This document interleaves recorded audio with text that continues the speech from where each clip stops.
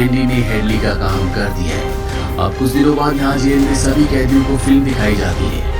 Andy उस कमरे से बाहर चला जाता है, पर जब वो बाहर जाता है तो उसे वो 3 लोग जो बार बार उसका शारीरिक शोषण करते हैं वो उसे पकड़ लेते हैं। वो उसे उस कमरे में ले जाते हैं जहाँ से फिल्म चलाई जा रही होती है। वो एक बार फिर से उसके साथ जबरदस्ती करना चाहते हैं, पर एंडी उन तीनों में से उनका जो हेड होता है उस पर वार कर देता है, जिस वजह से वो एंडी को बहुत बुरी तरह से मारते हैं।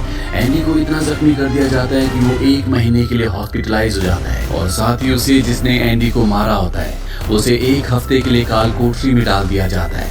1 हफ्ते बाद जब वो वापस अपने सेल में जाता है तो वहाँ पर वही ऑफिसर होता है जिसका एंडी ने $30,000 का टैक्स बचाया था।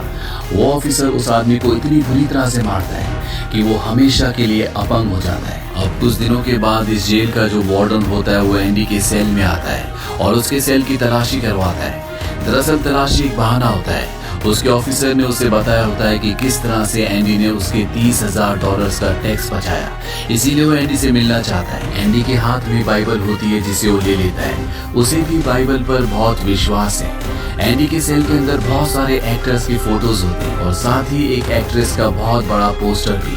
वार्डन कहता है वैसे तो मैं अलाउ नहीं करता, पर कभी कभी इसे नजरअंदाज किया जा सकता है। दरअसल सबसे हैरानी की बात ये होती है कि वार्डन को वो हथौड़ी नहीं मिलती जो एंडी ने रेड से मंगवाई थी। वार्डन यहाँ से निकल जाता है, पर कुछ ही पल बाद वो लौट कर आता है और उसके हाथ में जो एंडी की बाइबल होती है वो उसे लौटाते हुए कहता है कि मुक्ति इसी में है। वार्डन एंडी से इम्प्रेस होता है, इसीलिए वो उसे अपने ऑफिस में बुलाता है और उसे असिस्टेंट लाइब्रेरियन बना देता है।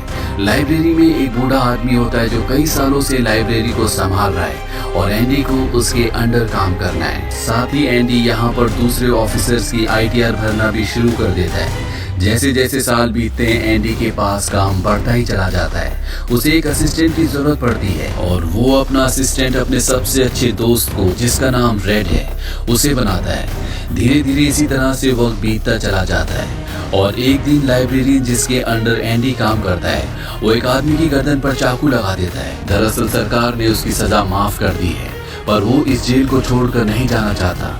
आज उसे इस जेल में पूरे 50 साल हो चुके हैं। ये जेल की दुनिया ही उसकी असली दुनिया है और उसे लगता है कि अगर उसने किसी का खून कर दिया तो उसकी सजा बढ़ जाएगी और उसे इसी जेल में रखा जाएगा। पर एंडी और रेड के समझाने पर बूढ़ा लाइब्रेरियन ब्रूक्स उस आदमी को जिसकी गर्दन पर उसने चाकू लगाया होता है उसे छोड़ देता है। जेल से छूटने के बाद लाइब्रेरियन ब्रूक्स को सच में बहुत अजीब लगता है। 50 सालों में बाहर की दुनिया की रफ्तार बहुत बढ़ गई होती है। जहाँ सड़क पर पहले एक गाड़ी दिखती थी, अब सड़कों पर गाड़ियों की भीड़ है और इस भीड़ भाड़ की तेज रफ्तार वाली जिंदगी में